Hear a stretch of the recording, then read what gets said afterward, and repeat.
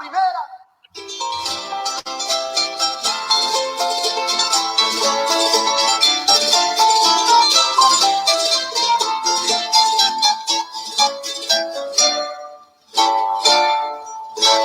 Adentro quisiera tener cholita pa' señal. Ay, porque sabe querer y es buena mujer. Ay, porque sabe querer y es buena mujer. Su bonito andar y ese es su mirar. Ay, me roban el corazón con toda razón. Ay, me roban el corazón con toda razón. ¿Cómo quieres que yo duerma si no tengo sueño? Ay, al pensar que mi amor tenga otro dueño. Ay, al pensar que mi amor tenga otro dueño. La, la, la, la, la, la, la, la, la.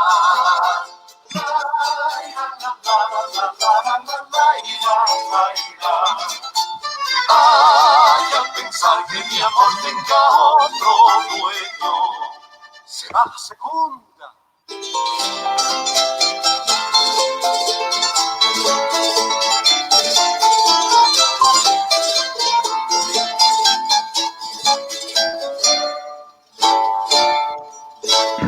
Adentro quisiera tener cholita pa' señal. Ay, porque sabe querer y es buena mujer. Ay, porque sabe querer y es buena mujer. Su bonito andar y ese es su mirar. Ay, me roban el corazón con toda razón. Ay, me roban el corazón con toda razón. ¿Cómo quieres que yo duerma si no tengo sueño? Ay, al pensar que mi amor tenga otro dueño. Ay, al pensar que mi amor tenga otro dueño. La, la, la, la, la, la, la, la, la, la.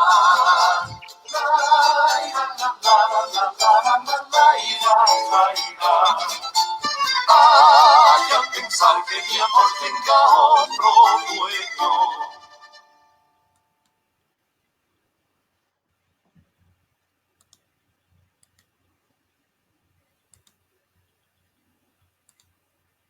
Buenas noches.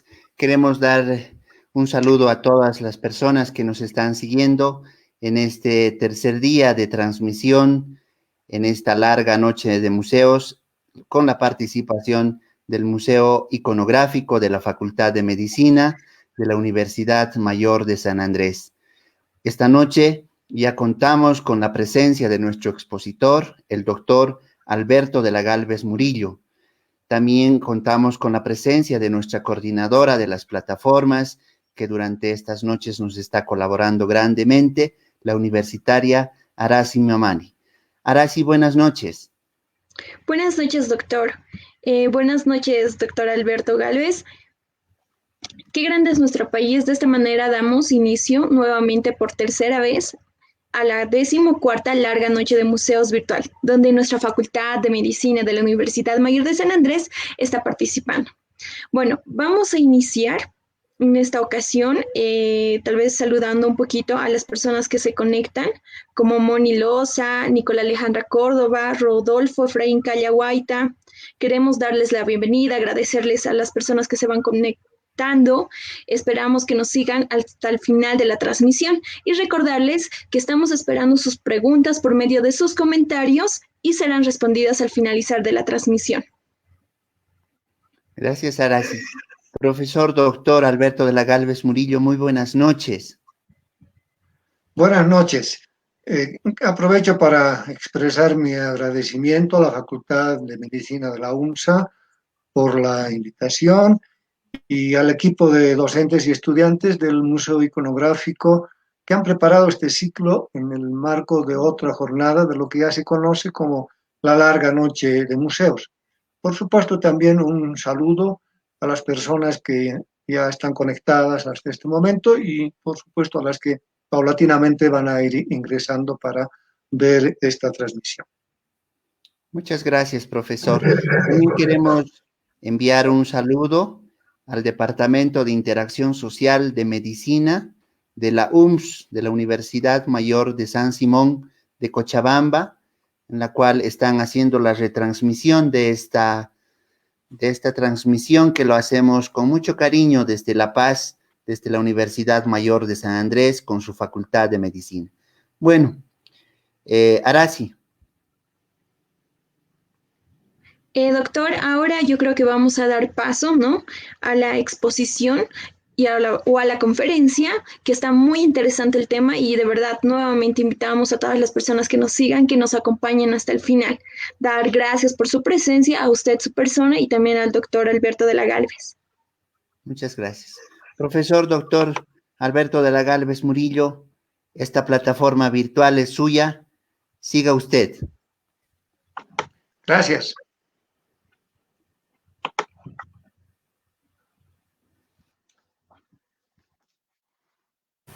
Para hoy, más que una conferencia, he preparado un relato sobre la peste. Mi intención es contarles algunos acontecimientos que a lo largo de la historia de la humanidad han tenido su suceso en relación con la enfermedad. Pero además, como dice la presentación y ustedes la están observando, realizar algunas similitudes con la actual pandemia COVID-19 por la que no solo Bolivia, sino el resto de la humanidad está atravesando. Empiezo manifestando que la humanidad a lo largo de su existencia ha soportado numerosas calamidades, desastres climáticos, guerras, hambrunas, holocaustos y epidemias que han provocado miles de millones de muertos.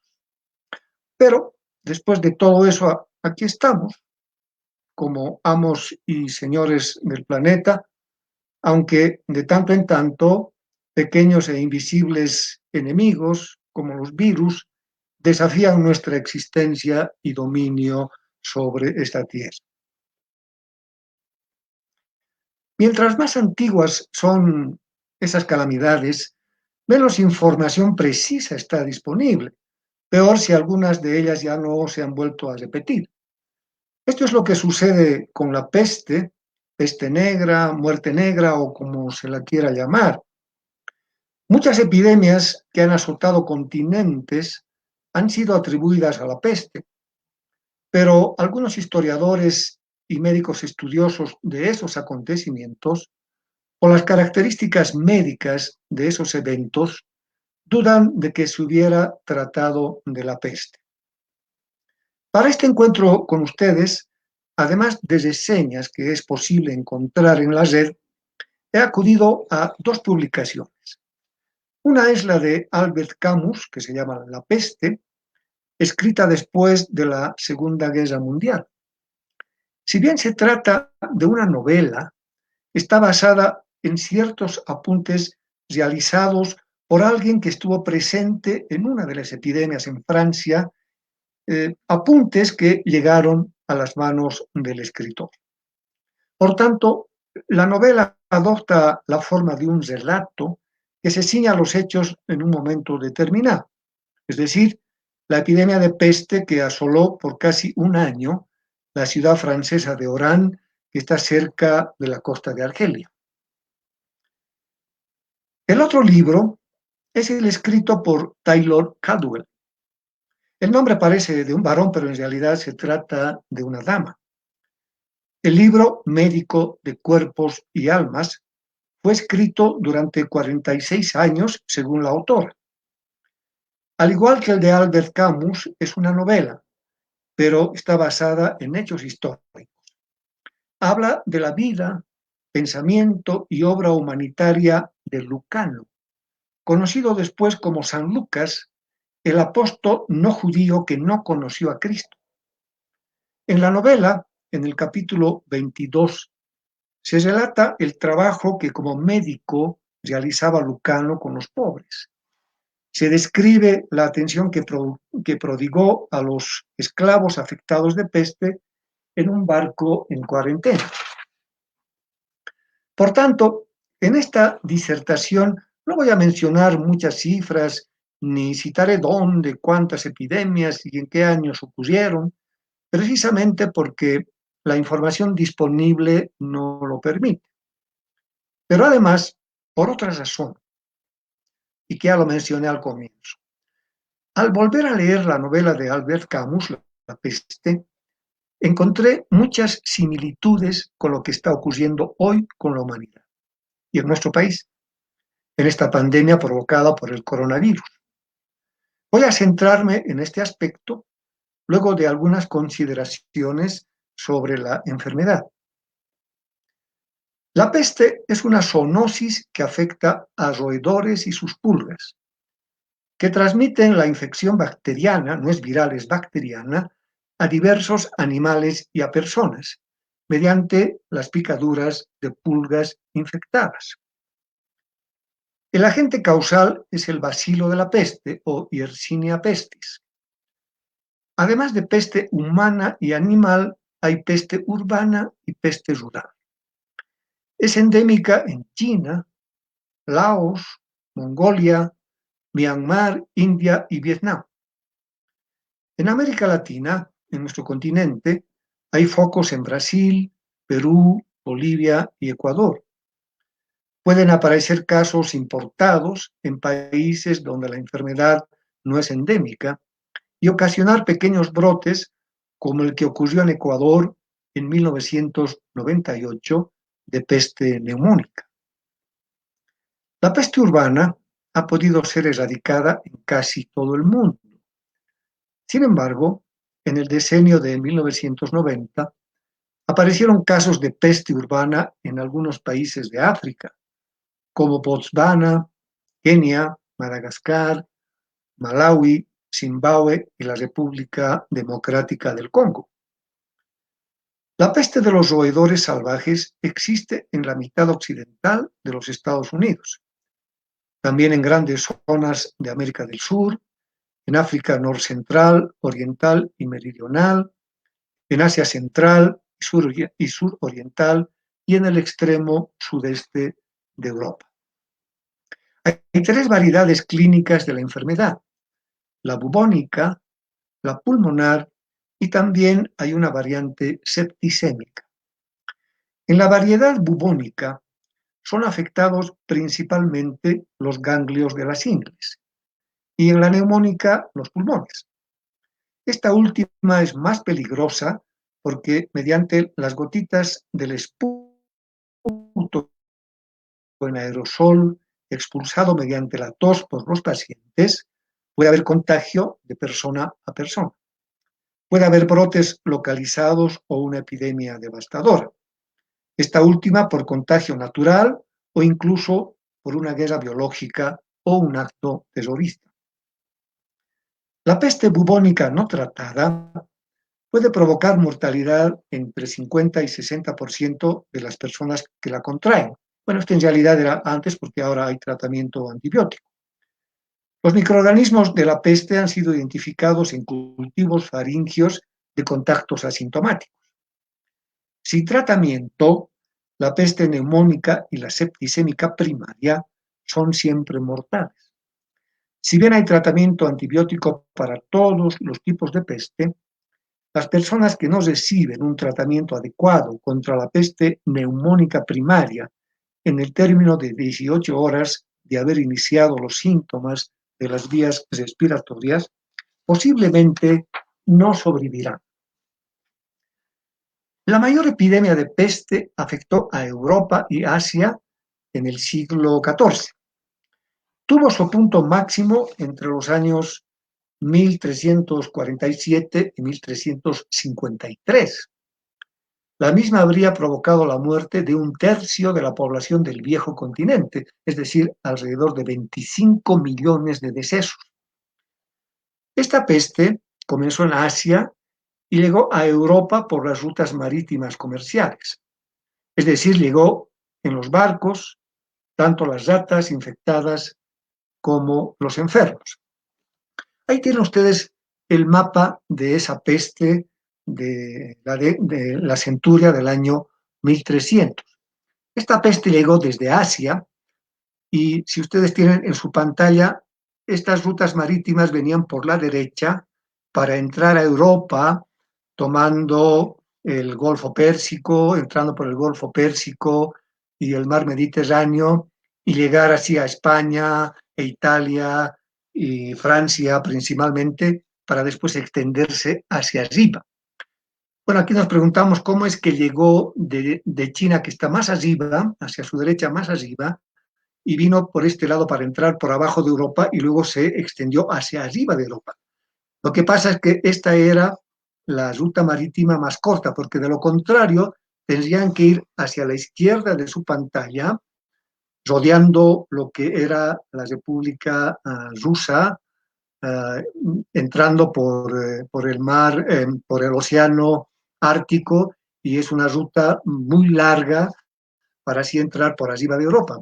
Esta ruta marítima era muy larga, no era una ruta comercial, por tanto, los barcos venían por esta otra ruta que les expliqué por la derecha de su pantalla. Y vean ustedes, los colores más oscuros indican cómo se fue irradiando la peste hacia arriba. Ese color en verde de Varsovia, etcétera, son zonas en donde no existió, no son zonas, son territorios donde la peste no se presentó. Y hay algunos lugares con letras azules, si es que pueden percibirla, donde hubo conflictos de las poblaciones por la situación de la peste.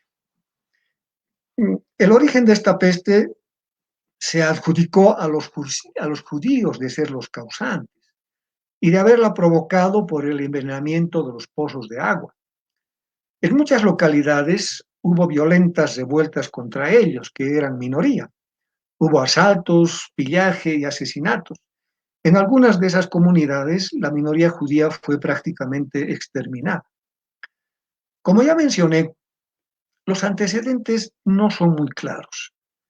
La peste negra atacó a África, Asia, Oriente Medio y Europa, provocando tanta mortalidad, probablemente 100 millones de muertes, que no fue igualada por epidemias posteriores como la de viruela y la epidemia, la pandemia en realidad de la gripe española. Hay una treintena de grandes pestes en la historia de la humanidad que causó los 100 millones de muertos que acabo de mencionar.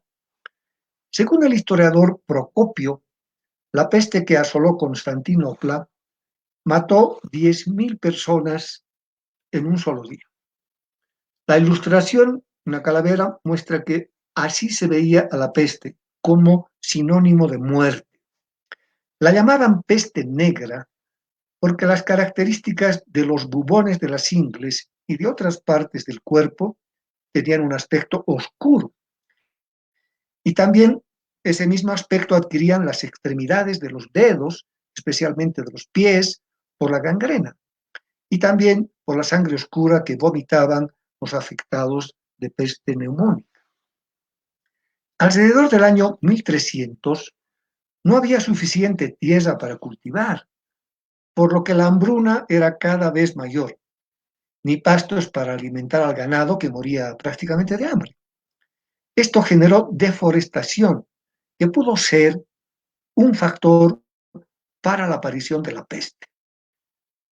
Porque además hoy sabemos con claridad que la peste humana se adquiere naturalmente como consecuencia de la intrusión del hombre en el ciclo zoonótico, llamado también selvático o rural, durante una epizotia, es decir, una epidemia en animales, en las ratas, o después de ella, o por la introducción de roedores salvajes o sus pulgas infectadas en el hábitat humano.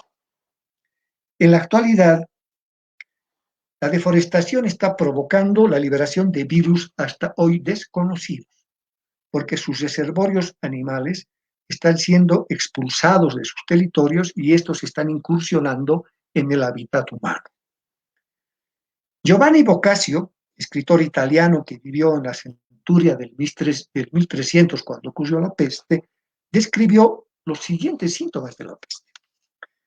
Fiebre, que puede superar los 40 grados, tos y esputos sanguinolentos, sangrado por la nariz y otros orificios, incluso por el recto, mucha sed, manchas en la piel de color azul o negro por hemorragias cutáneas, bubones dolorosos de color negro en ingles, axilas, cuello, brazos, piernas, gangrena en los dedos y finalmente rotura de los bubones y salida de la pus. La Yersinia pestis fue identificada por Alexandro Yersin en la epidemia de Hong Kong en 1894. Señaló a las ratas como posibles transmisoras de la enfermedad. En tanto que William Glenn Listonen, luego de sus investigaciones en la epidemia de 1905 en la India, dijo que las pulgas eran las responsables. Bien, ahora déjenme contarles cómo era atender a los enfermos de peste. Lucano, o San Lucas, nació en Grecia. Eneas, su padre biológico, un poco antes de la cena, tenía la costumbre de ofrecer una libación. Llenaba su copa de vino y ofrecía a los dioses el rojo líquido, pero luego, lenta y cuidadosamente, y con palabras casi de inaudible suavidad, decía al dios desconocido. En esos momentos, los ojos azules de Lucano, recuerden que era griego, era blanco, rubio y con ojos azules, sus ojos se llenaban de lágrimas. El dios desconocido. Para Lucano, aquella libación no solo era una costumbre de los griegos, era un saludo místico, un rito universal. Lucano contemplaba la caída de las gotas de rubí y su corazón se estremecía con emoción, como si contemplase el derramamiento de la sangre divina. Lucano estudió medicina en la escuela de Alejandría. Ahí recibió conocimientos de la medicina practicada en el imperio babilónico por sacerdotes médicos, medicina que después fue heredada por los egipcios y por los griegos. Recordemos que la Universidad de Alejandría, donde Lucano estudió medicina, como ya mencioné, fue quemada por orden del emperador Justiniano en un arrebato incomprensible. En esa biblioteca había innumerables volúmenes de la medicina babilónica que obviamente se perdieron, con adelantos que la ciencia actual está comenzando a descubrir, porque la medicina babilónica estaba muy adelantada. Durante mucho tiempo, Lucano no supo que era uno de los elegidos por Dios. Sus encuentros con la enfermedad y la muerte, en especial de los pobres y marginados, lo llevó a cuestionar la benevolencia de Dios. Durante muchos años luchó para entender las tragedias que a diario enfrentaba con los pacientes que atendía. Por esa situación, incluso llegó a sentir odio por Dios. En sus momentos de mayor furor, murmuraba: Dios es un torturador. Aprenderé a derrotarle. Le arrancaré sus víctimas. Quitaré el dolor que inflige a los desamparados. Cuando extienda su mano para alcanzar a un niño, golpearé esa mano para que se retire. Donde él declare muerte, yo declararé vida. Esta será mi venganza sobre él. San Lucas no era judío, ya lo dijimos, era griego. Al igual que Saulo de Tarso, conocido después como Pablo, San Pablo, que tampoco conoció a Cristo. Todo lo que escribió en su evangelio lo supo de oídas por testigos de Cristo, de María, la madre de Jesús, de los discípulos y de los apóstoles. Su primera visita a Jerusalén fue un año después de la crucifixión.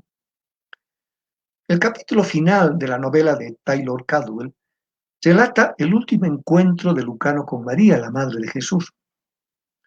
Luego de una larga conversación, la recolección de datos y apuntes, María volvió a llenar su copa de vino y se la ofreció a Lucano, que estaba de rodillas y aún con lágrimas en los ojos. Bebió el vino y se sintió maravillosamente confortado. Luego ella le dijo: mi querido niño, no llores.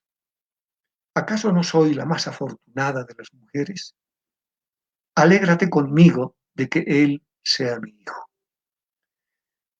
Al terminar su evangelio, Lucano lo envió a su amigo Teófilo. Al leer el primer capítulo del Evangelio de San Lucas en la Biblia, se confirma que no conoció a Cristo.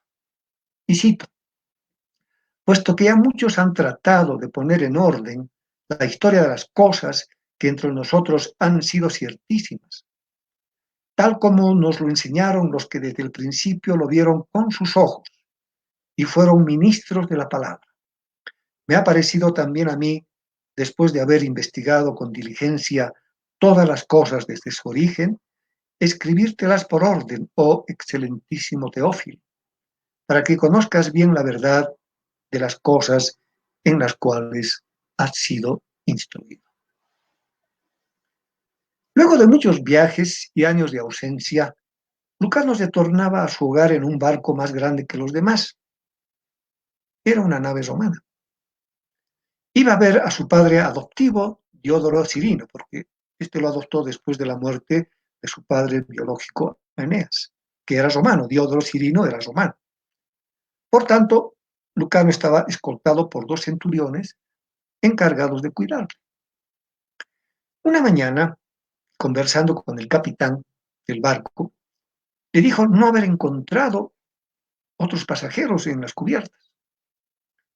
El capitán le informó que les había aconsejado permanecer abajo en sus camarotes.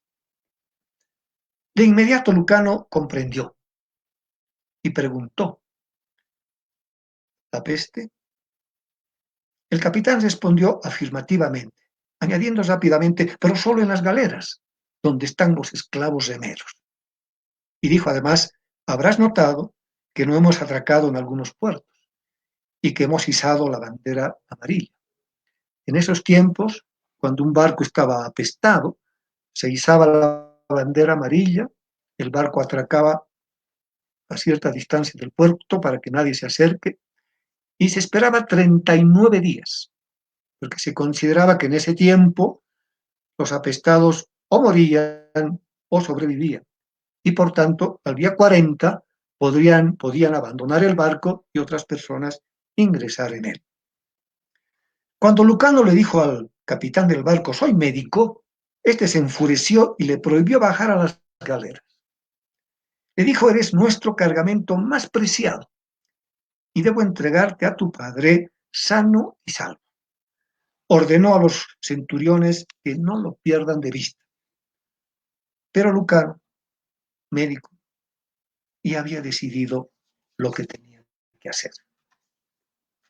Lucano dijo a sus interlocutores: mis maestros hindúes me enseñaron que las ratas y las pulgas esparcen esta enfermedad.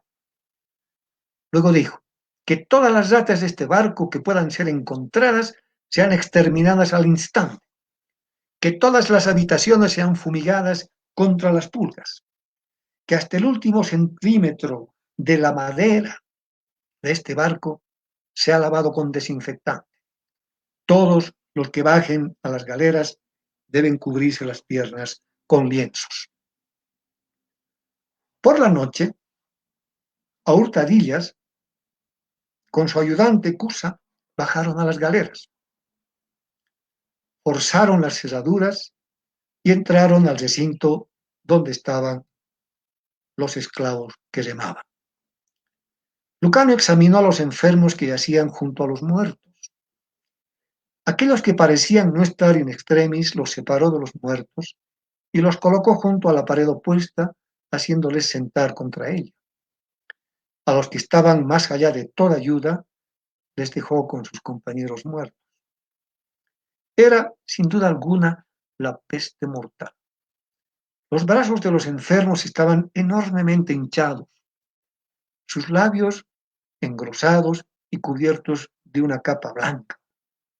sus pieles irritadas. Tenían granos tumefactos de pus y sangre en las ingles. Las piernas de los hombres estaban sucias de sangre procedente del recto. Algunos babeaban sangre por la boca. Algunos de los granos habían reventado. Su contenido supuraba y cubría los cuerpos de los enfermos.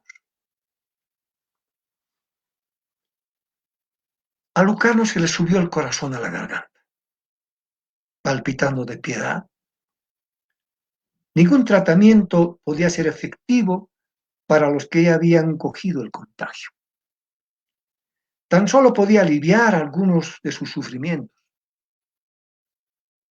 Abrió rápidamente su cartera y sacó pequeños saquitos que contenían pastillas de fuertes sedantes.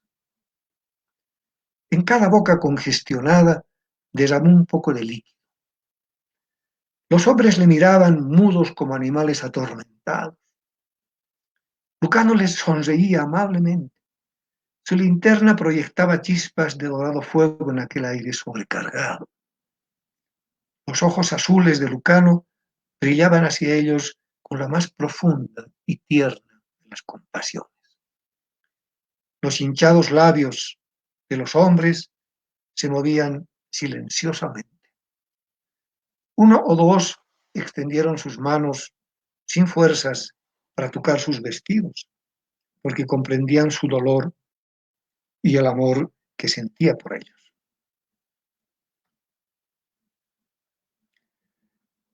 Los hinchados labios de los hombres se movían silenciosamente. Algunos extendieron sus manos sin fuerzas para tocar sus vestidos. El capataz del barco regresó con un cubo vacío y miró a Lucano con ojos agudos. Cusa, el ayudante de Lucano, volvió a llenar el cubo de un barril que había cerca y a un gesto de Lucano vertió en él una nueva cantidad de medicina. Lucano le dijo al capataz: da a los hombres cada hora un trago de este cubo. Mañana cubos como estos, para aquellos que no están contaminados, serán colocados fuera de la puerta de las galeras. Ordena al esclavo que está allí que los entre. Habrá también cubos de agua con una señal roja que contendrán desinfectante. Debes echar agua sobre sus cuerpos con frecuencia. Y busca todas las ratas que encuentres y mátalas inmediatamente y arroja sus cuerpos por las ventanas del barco.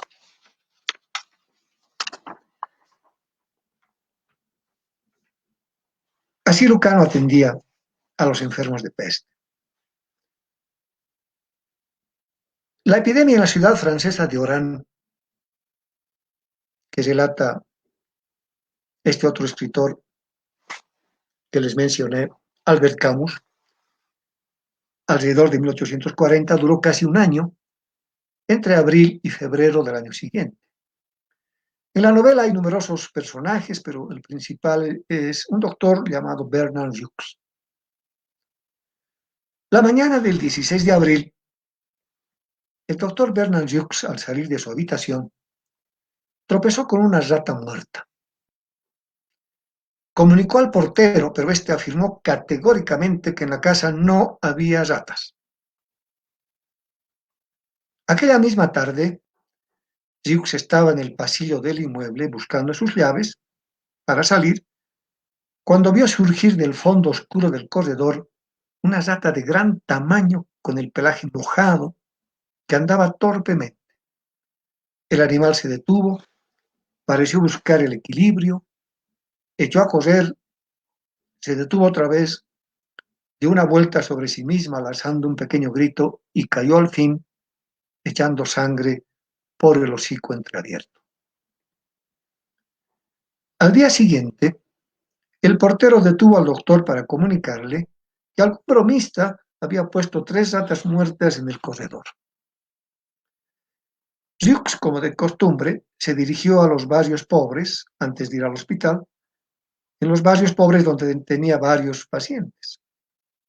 En una calle llegó a contar una docena de ratas tiradas sobre los restos de las legumbres y trapos sucios. Al otro día, encontró al portero muy desencajado. Del sótano al tejado, una docena de ratas sembraban la escalera. Los basureros de las casas vecinas estaban llenos de ratas muertas. A partir de ese día, las fábricas y los almacenes desbordaban de centenas de ratas muertas. Desde los barrios extremos hasta el centro de la ciudad, en todos los lugares donde se reunía la gente, las ratas estaban amontonadas en basureros o alineadas en el arroyo. En los días que siguieron, la situación se agravó. Cada mañana la recolección de ratas muertas crecía en número y los roedores empezaron a salir para morir en grupos. Luego de 2 semanas, cada día era de miles el número de ratas muertas recolectadas. El 28 de abril, el portero de la casa del doctor Hughes presentó los primeros síntomas y signos de la enfermedad, para después morir el 30 de abril, a los 2 días. Sin embargo, los médicos de Orán, incluido el doctor Hughes, tardaron como un mes en comprender que se trataba de la peste. Entre otras cosas porque la enfermedad ya había sido erradicada de Occidente, de Europa. La última epidemia había ocurrido en Francia 20 años atrás. En la novela se lee la siguiente frase: ha habido en el mundo tantas guerras y pestes, y sin embargo, guerras y pestes cogen a las gentes siempre desprevenidas. Esta es la primera coincidencia que he encontrado con lo que está sucediendo en la actualidad. Ningún país en el mundo, ningún sistema de salud, ninguna persona pensó que estaríamos en medio de una pandemia, incluso hasta algunas semanas después de manifestados los primeros casos y defunciones. En esto último que les digo hay otra coincidencia. No es común que ciertas personas crean en las plagas hasta que no vean que toca su puerta. Un hecho inédito en la actual pandemia es que la estamos viviendo en tiempo real, a través de la televisión, la radio y las redes sociales. Lo mismo ocurrió en un poco menor dimensión en la Guerra del Golfo, si se acuerdan. El autor de la novela, Albert Camus, que está basada en ciertos apuntes que llegaron a sus manos, hace referencia a otra coincidencia que encontré al manifestar lo siguiente: las plagas no están hechas a la medida de los hombres. Por tanto, el hombre dice que la plaga es irreal, un mal sueño que tiene que pasar. Sin embargo, guerras y plagas duran porque la incredulidad y la estupidez humana la alimentan. Porque la gente sigue haciendo negocios, planeando viajes, saliendo a la calle y emitiendo opiniones.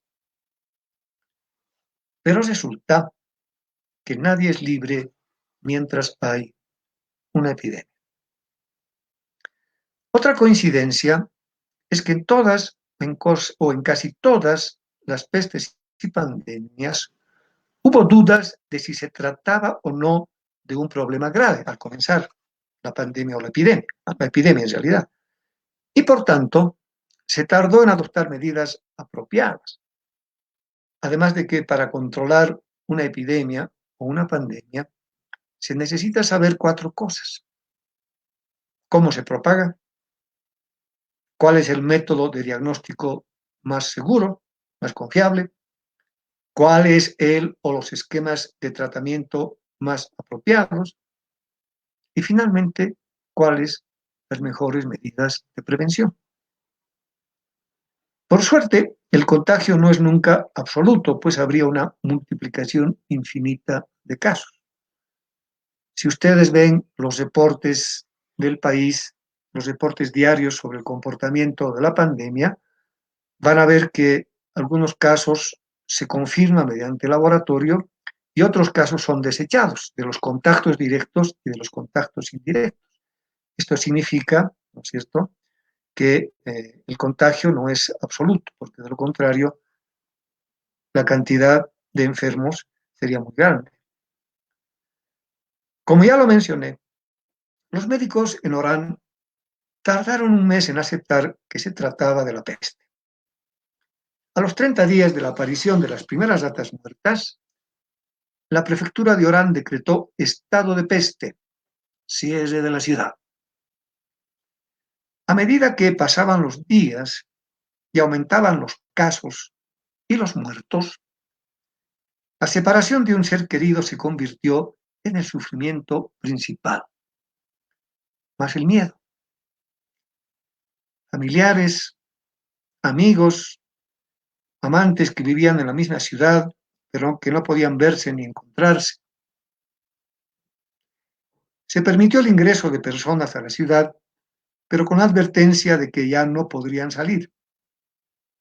Pero no todas pudieron regresar, como la esposa del doctor Hughes, que estaba enferma y fue a otra ciudad para ser tratada. Se rechazó solicitudes de salida de personas que circunstancialmente estaban en Orán. La separación brutal de un momento para otro dejó desconcertados a los habitantes de Orán y comenzaron a aflorar sentimientos como celos, amores reavivados, recuerdos, ausencia. Como la epidemia duró casi un año, surgieron después sentimientos encontrados. Incluso la sensación de no poder recordar las acciones de la persona amada que estaba ausente o la que no podían ver.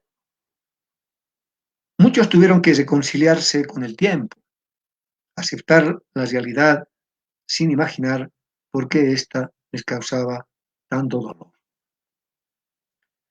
Por entonces, al contrario de lo que sucede hoy en la actual pandemia, no había ningún tipo de apoyo en dinero, alimentos, información, mensajes, televisión, telefonía, música apropiada para el momento, ni redes sociales que ayuden a aliviar el aislamiento. También el comercio había muerto de peste, barcos en cuarentena, puertos silenciosos y abandonados. Sin embargo, como la declaración de estado de peste no fue acompañada, por lo menos durante los primeros meses, de una explicación detallada de lo que significaba, los cines y los bares continuaron abiertos y la gente se agolpaba en ellos. Hasta cierto momento, como aquí todavía sucede, la gente no había aceptado todavía la presencia de la peste, porque continuaban sensibles a todo aquello que trastornaba sus costumbres o dañaba sus intereses. Muchos estaban malhumorados e irritados. El público, como también está ocurriendo ahora, no reaccionaba ni siquiera ante la información del número de muertos, porque para ciertas personas, un hombre o una mujer muertos solo tienen peso cuando se los ha visto muertos. El resto de muertos en una epidemia no son más que humo en la imaginación. Más adelante, cuando la gente todavía circulaba libremente por las calles, fue restringida la venta de gasolina, de nafta. Se instruyó el cierre de las tiendas. Pero también como ahora, fueron difundidos, en este caso mediante carteles en las paredes, mensajes irresponsables. Uno de esos decía: el vino puro mata al microbio. Aumentó el número de borrachos, pero no disminuyeron los muertos. Hubo personas, como ahora, que aprovecharon la situación para acaparar y vender productos a precios más altos. Al igual que lo que sucede en estos días, la Iglesia realizó plegarias colectivas, dirigidas principalmente a San Roque, considerado santo de los pestilentes. Ahí tienen ustedes a San Roque mostrándole a otro colega sus bubones inguinales. Al paso del tiempo, y tal como sucede hoy, hubo personas y grupos descontentos por la situación y las restricciones, que se dieron a la tarea de provocar a la policía, que no dudó en dispararles. Hubo algunos muertos. También personas que querían dejar la ciudad burlando los controles. En el caso de Oruro y Trinidad, posiblemente, este tipo de personas que burlaron los controles fueron las que echaron por tierra el silencio epidemiológico de Oruro durante muchas semanas con solo 8 casos, y en el otro sentido, en Trinidad, que provocaron el desborde de los casos. Por entonces, ya se sabía que las pulgas eran las que propagaban la enfermedad. La policía mataba a tiros a perros y gatos porque pensaban que podían portar pulgas infectadas. Había falta de materiales para atender a los enfermos y de personas para trasladar sospechosos y cadáveres. Fueron organizados grupos de voluntarios para realizar esas tareas. Los médicos utilizaban máscaras, aunque solo se presentaron algunos casos de peste neumónica, que es la que puede provocar contagio de persona a persona por la expulsión de gotitas con el virus, con la bacteria en este caso.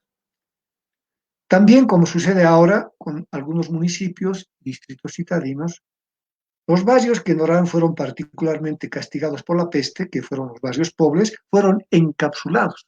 Claro, en ese momento no se hablaba de encapsulamiento, sino de cierre completo de los barrios más afectados. También sucedió que en las cárceles ocurrió la mayor mortalidad. Hubo conductas irracionales, ya que algunas personas sospechosas que terminaban en cuarentena o enfermos que se curaban quemaban sus casas, pensando que de esa manera mataban la peste. Cuando la situación era insostenible y todavía existía gente saliendo a las calles, concentrándose en los cines y bares, la prefectura de Orán dictó estado de sitio y toque de queda. Pequeños grupos armados se rebelaron, pero la policía logró contenerlos. Muchas de las medidas administrativas que hoy han sido dictaminadas por las autoridades también tuvieron lugar en Orán. Se prohibió los velatorios. Los entierros eran muy rápidos. Se procedió a cremar los cadáveres cuando ya no había dónde inhumarlos. También fueron habilitados hoteles y otros recintos para aislar sospechosos y enfermos. Ahí vemos una lámina con muchas personas trasladando ataúdes con sus cadáveres, con los cadáveres de sus parientes, ¿no? En muchos casos ellos mismos los enterraban en fosas comunes, en muchos casos cuando no había dónde enterrarlos de manera individual. En la novela de Albert Camus no se relata situaciones que estuvieron presentes en otras pestes. En esos tiempos, en los que primaba el concepto contagionista de la enfermedad en el sentido teórico-científico, se afirmaba que la enfermedad venía de afuera, requería cuarentena y el ejercicio administrativo de la burocracia.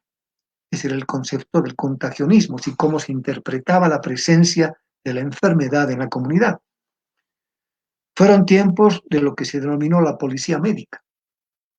Es decir, los médicos llegaban a las casas con una escolta militar, y estos a culatazos abrían las puertas para arrancar de las casas a los enfermos, ante la desesperación y rechazo de los familiares. Durante la peste que ocurrió en Persia, los contagiados lanzaban sus harapos a los equipos sanitarios cristianos, invocando al cielo que les dé la peste a sus infieles que querían combatir el mal enviado por Dios. En el Cairo, las monjas daban la comunión sosteniendo la hostia con pinzas para evitar el contacto de sus manos con los labios de los fieles o de los enfermos. También, en otros lugares, cuando la iglesia tomaba el mando, arguyendo que la peste era un castigo de Dios y que se debía orar para aplacar su ira, ante la ausencia de resultados, porque la peste duraba meses, duraba años, muchos sacerdotes fueron asesinados. Otros tuvieron que escapar.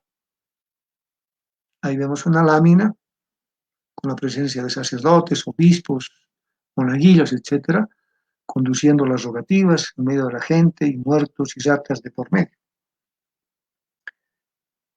En la epidemia de Orán, cuando los enfermos y los difuntos disminuyeron a casi cero, la gente se agolpó en las calles. Abrazos, besos, cánticos y toda clase de reacciones humanas imprevistas era posible observar.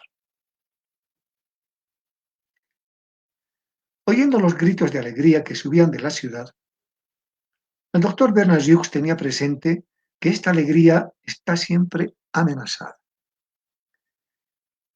Pues él sabía que esa muchedumbre dichosa ignoraba lo que se puede leer en los libros, que el bacilo de la peste nunca muere ni desaparece jamás, que puede permanecer durante decenios dormido en los muebles, en la ropa, que espera pacientemente en las alcobas, en las bodegas, en las maletas, los pañuelos y los papeles, y que puede llegar un día en que la peste, para desgracia y enseñanza de los hombres, despierte a sus ratas y las mande a morir en una ciudad dichosa.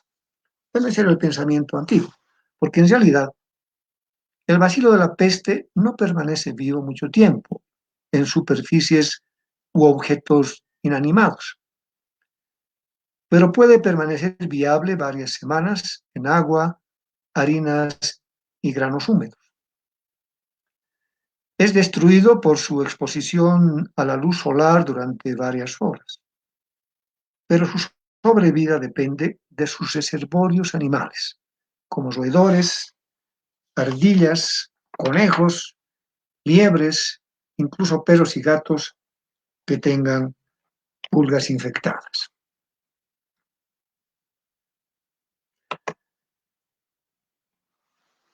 Aquí concluyo, queridos amigos, esta disertación que les he preparado. Lo he hecho con la intención, como ustedes saben, ya les mencioné, de realizar un repaso rápido sobre la historia de esta afección, pero ante todo, realizar un parangón con lo que está ocurriendo con la pandemia actual. Varios investigadores se han mencionado, se ha difundido por las redes, etcétera, que a pesar de 5 años, de 5 meses de pandemia del virus, la humanidad no ha aprendido nada. La gente sigue saliendo a las calles. En México se ha mostrado cómo se aglomeran en las plazas. En España cómo la gente se agolpa en las tiendas para comprar. E incluso en China los lugares turísticos están siendo atiborrados por personas. Entonces necesitamos reflexionar para ver qué es lo que estamos haciendo cada uno de nosotros. Gracias. Muchas gracias a usted, distinguido doctor, profesor Alberto de la Gálvez Murillo. Bastante instructiva y interesante su conferencia. Como usted lo ha mencionado, se adecua a los tiempos y días que estamos viviendo actualmente con el COVID-19. A los que nos están siguiendo esta transmisión en vivo, que lo han realizado durante esta transmisión, Se darán cuenta que es muy importante tener presente a la historia para no cometer los errores que han cometido en el pasado, pues la historia nos enseña a no cometerlos, y más aún la historia de la medicina. Por eso es que lo estamos muy agradecidos, doctor de la Galvez Murillo, y vamos a pasar a las preguntas que los seguidores de esta transmisión han estado realizando durante la misma. Araceli. Ya, Perdón. ahora sí, gracias doctor. Voy a iniciar con la primera pregunta donde dice, ¿es posible que en el futuro se pueda evitar que existan más pandemias? De Luis Mamani Guarachi.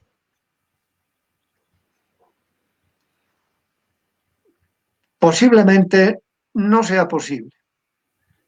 Una de las informaciones que me ha sido transmitida justamente por el doctor Ramiro Pando, que el lunes tuvo una disertación en este ciclo, se menciona que los deshielos que están ocurriendo en el Ártico, etcétera, están también generando la invasión de virus que estaban congelados en esos deshielos, ¿no? Y que pueden ser una fuente de contagio. La deforestación que estamos provocando para extender las tierras de cultivo, que como ya lo mencioné, están expulsando a los habitantes animales naturales de esos ambientes y lo están obligando a introducirse al hábitat humano. Muchos de esos animales portan virus y bacterias que hasta este momento nosotros no las hemos conocido, no las conocemos. El mismo virus, el coronavirus, está mutando. Ustedes ya están viendo que no solamente es un virus que ataca el pulmón, las vías respiratorias, sino también el sistema nervioso central. La OMS acaba de describir un nuevo síntoma en algunas personas que tienen coronavirus, como por ejemplo las dificultades para hablar, las dificultades para caminar. Otros ya habían mencionado la pérdida del sentido del gusto y del olfato. Todos estos síntomas están relacionados con el sistema nervioso central. Entonces, yo creo que lo mejor es estar preparados. Uno de los problemas es que las colectividades humanas olvidan muy rápido sus calamidades y eso es un desastre. Por eso yo decía, hay gente que ya está indicando que después de 5 meses de pandemia no hemos aprendido nada. Va a haber una nueva pandemia, seguramente, y de repente más grave. Lo importante es que podamos adoptar las medidas más apropiadas, aprendamos todas estas medidas de prevención para que no nos agarre desprevenidos. Seguramente los sistemas de salud van a mejorar porque todos los sistemas han claudicado, incluidos los más adelantados, como puede ser el de Estados Unidos, ¿no es cierto? Pero también hay países que han controlado de manera muy inteligente, como Costa Rica. Entonces es importante, ¿no es cierto?, que mantengamos este aprendizaje de las medidas de prevención, porque ante cualquier pandemia, ¿no es cierto?, inmediatamente todos tenemos que aplicar esas medidas de prevención. De lo contrario, podría ser fatal, porque la próxima pandemia podría ser mucho más grave. Y recordemos que la OMS nos está advirtiendo sobre que esta pandemia del coronavirus pueda tener una segunda ola que incluso podría ser mucho más mortal que la primera. Muchas gracias. Me ha llegado a mí una pregunta de Araceli Yasmín Calle. Doctor de la Galvez Murillo, ¿qué factores podrían darse para la reaparición de la peste bubónica? Ya hemos visto que hay focos, ¿no es cierto? Bueno, es endémica en algunos lugares, ya lo hemos mencionado, China. Bueno, China, muchas de las pandemias han llegado desde China, lamentablemente. China, Vietnam, etcétera, son endémicas, ¿no es cierto? Pero es básicamente la peste rural, ¿no es cierto? Que está en los animales que viven en su hábitat. Y que hay focos de peste urbana en Estados Unidos, incluso en Bolivia, etcétera, ¿no es cierto? Lo importante en el caso de la peste es que no es un virus, es una bacteria, la Yersinia pestis, y que existe tratamiento antibiótico para este tipo de peste, para todas las 3 variedades de peste, la bubónica, la neumónica y la septicémica. En el caso de la septicémica y de la neumónica, que son las más graves y las que generan más alta mortalidad, es importante que alrededor de 18 horas se inicie el tratamiento a partir de los síntomas. Entonces hay tratamiento antibiótico. Ya sabemos que son las pulgas, ya sabemos que son las ratas o algunos otros animales. Entonces se puede actuar mucho más eficientemente en el caso de una epidemia de peste, que no creo que en ningún caso pudiera llegar a pandemia. Bueno, doctor, tenemos otra pregunta. Cabe recordar que muchos del público en general que nos observa no siempre son estudiantes de medicina, son del área de salud, también hay público en Así es. general. Y dicen, es importante aclarar todas estas preguntas, no hay preguntas malas y agradecer por todas sus preguntas. Dice, ¿las ratas aún pueden contagiarnos de esta enfermedad? Y si es así, ¿hay alguna vacuna o cómo se trata? Las ratas son los portadores de las pulgas, ¿no? Que son los animales que contienen ya Yersinia pestis, ¿no? Es la picadura de la pulga infectada la que ocasiona la peste bubónica. Es decir, las ratitas que podemos encontrar en nuestros domicilios, en los barrios periféricos, etcétera, no están contaminadas, y menos las que habitan en la parte altiplánica, en las zonas frías. Entiendo que todavía hay un pequeño foco en Chuquisaca, ¿no? No estoy muy seguro, de repente ya estoy equivocado. Hasta hace unos años había un pequeño foco en un pequeño territorio de Chuquisaca donde había peste bubónica por ratas que contenían pulgas infectadas, ¿no? Esto se podría reactivar si es que el hábitat salvaje es, digamos, afectado por la actividad humana, ¿no? La deforestación, la búsqueda de más tierras de cultivo, etcétera, ¿no?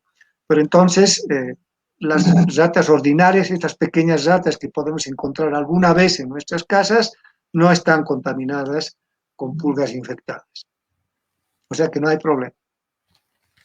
Tampoco los hunters pueden nomás seguirlos teniendo de mascotas, no hay problema. No los abandonen. Doctor.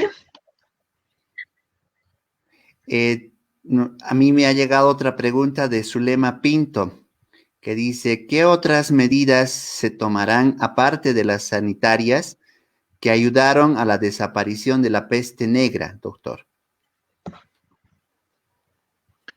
Bueno, hubo varias medidas de contención, ¿no es cierto?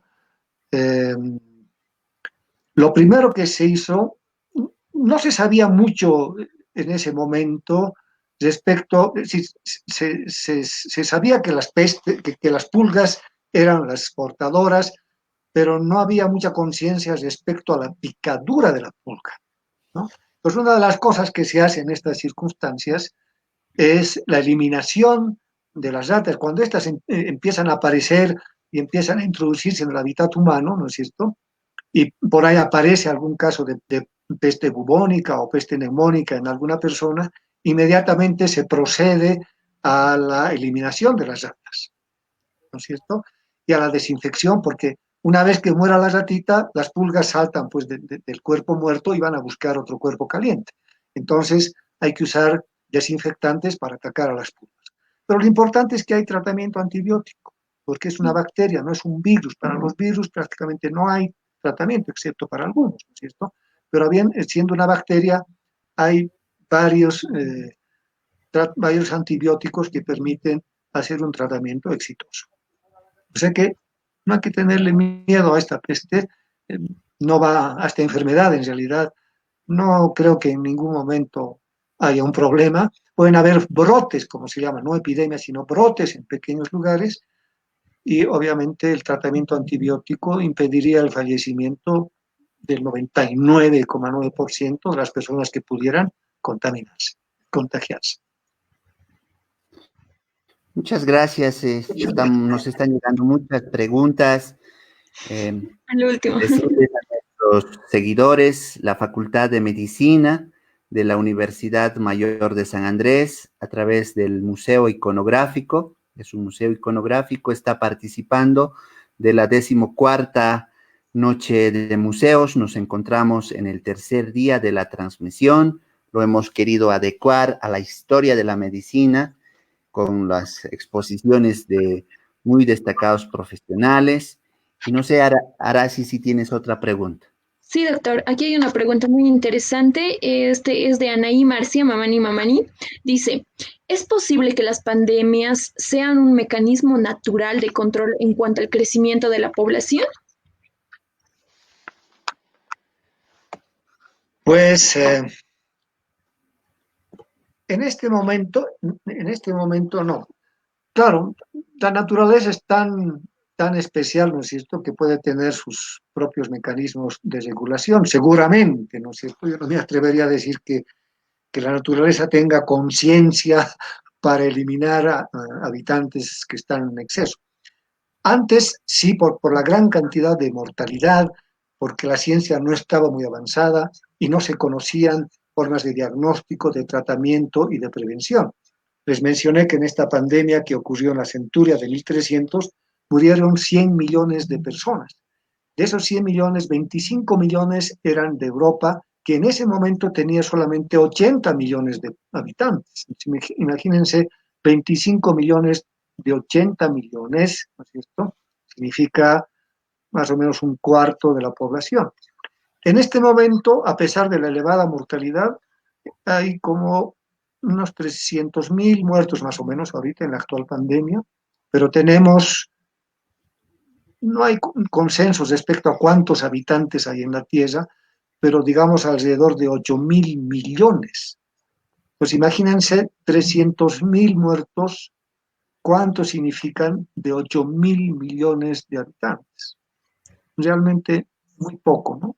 Muy poco.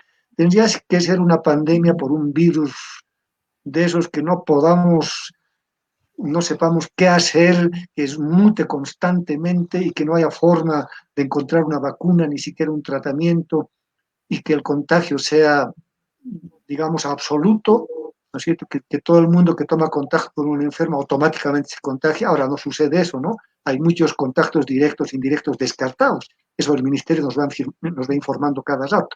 De cada contacto, de cada persona confirmada, si no estoy equivocado, hay 6 u 8 personas de contacto directo o indirecto que son descartadas, es decir, que habiendo estado en contacto con el enfermo, no han adquirido el coronavirus, ¿no?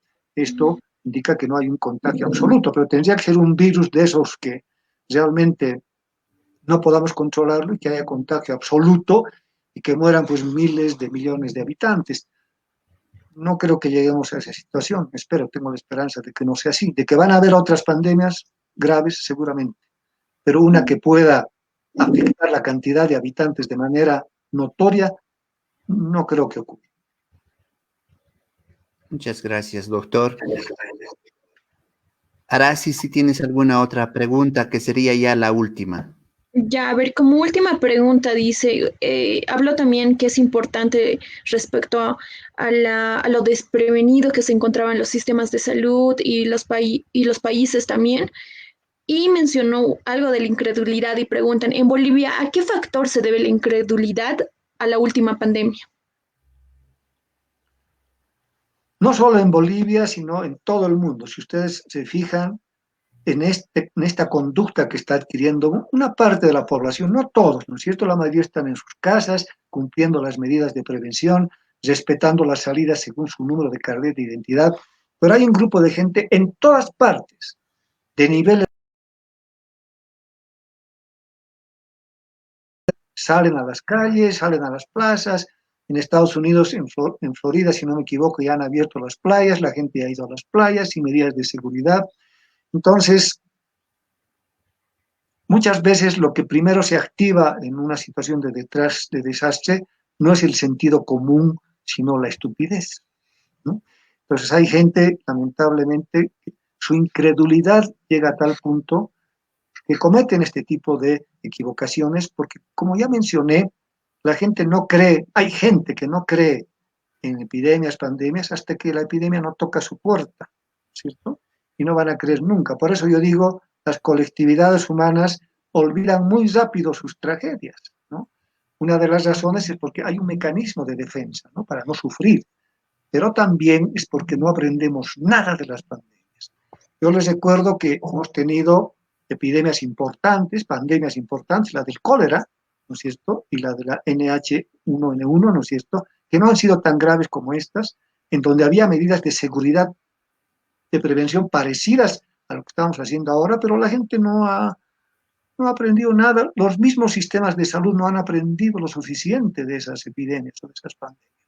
Aunque yo creo que ahora sí, por lo menos los sistemas de salud van a aprender, porque necesitamos estar prevenidos para la próxima epidemia o pandemia y esperemos que la gente conserve estas medidas de prevención para que en cualquier circunstancia, cuando surja una nueva enfermedad y a las pocas horas de que escuchemos que apareció en China, en cualquier lugar, ya cada uno ya tome sus medidas, ¿no es cierto? Esa es la manera principal de abatir la extensión de cualquier epidemia o pandemia. Muchas gracias, profesor. De esta Ha sido un forma, placer. la Facultad de Medicina, a través de su museo iconográfico de la Facultad de Medicina de la Universidad Mayor de San Andrés, está participando de esta 14ª larga noche de museos. Les agradecemos a todas las personas que han estado siguiendo esta transmisión en vivo y también les invitamos a seguirnos el día de mañana con otra ponencia muy bonita relacionada a la historia de la medicina. De esta forma, la UMSA también se interrelaciona con su población, con su país, con su sociedad. Arasi. Doctor, bueno, ya agradecer al público en general, a su persona por su presencia, a la gran exposición que ha realizado el doctor Alberto de la Galvez Murillo y dar muchas gracias al equipo universitario que está colaborando con este proyecto y la transmisión a la universitaria Zulema, a la universitaria Paola, universitario David, universitario Cristian, universitario Carlos, universitaria Nicole y universitario Rodolfo.